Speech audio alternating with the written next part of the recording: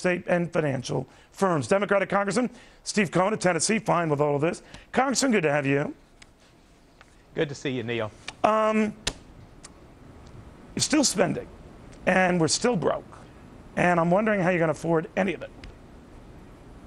Well, a lot of what we're going to afford is going to be because hedge fund managers making tens of millions of dollars will start to pay regular income taxes like middle-class citizens do, rather than having to take this as capital gains. And for years they've been doing it and not paying their fair share, and they're going to pay it. And companies that go overseas and avoid paying taxes in America, take jobs away from middle-class citizens and take taxes away from America, will lose those tax loopholes and start to pay their fair share. Seriously, on the hedge fund thing in particular, I think you're onto something, and I agree with that. I think they have been getting a double standard here.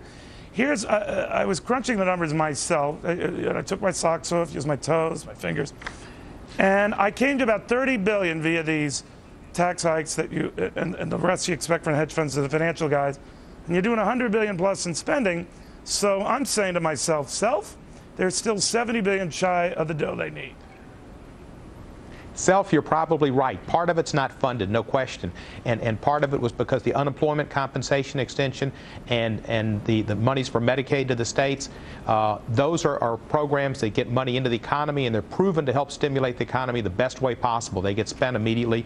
And the COBRA benefits, too. These are people who are the Purple Hearts of this recession, who need state Medicaid. They need insurance that they lost when they were severed from their jobs. No doubt, Congressman. I'm not saying that any of these needs aren't important. I mean, in tough times, everyone has a legitimate need.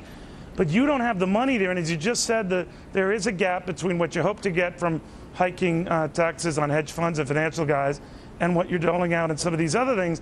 And that's what got a lot of politicians in a heap of trouble on primary day. And I'm just wondering whether you guys have a tin ear to that.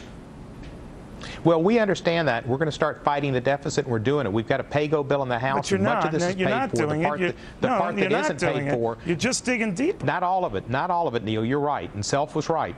But at the same time, there's a time for deficit spending, and there's still a time for deficit spending. Why is there still a time for deficit spending? I mean, at what point do you say, shovel down?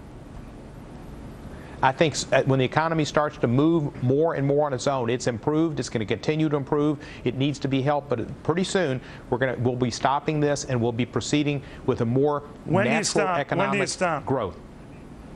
I think this may be the last major jobs and tax incentive initiative. Much of what we're spending is tax cuts for small business, tax cuts for large businesses to do research and development, tax cuts that will spur this economy, help farmers, help the timber industry, and get this economy moving. It's going to create jobs, and that's what we need to do right now. And there's a time when you do deficit spending, and much of this deficit spending is going directly to business, small business. Congressman, we'll see. I'm a little worried, but I'll take you at your word that I have nothing at all to worry about. Congressman, seriously, thank you, Neil. I'm still bullish. We're going to be at 12,000 on that Dow soon enough. Okay.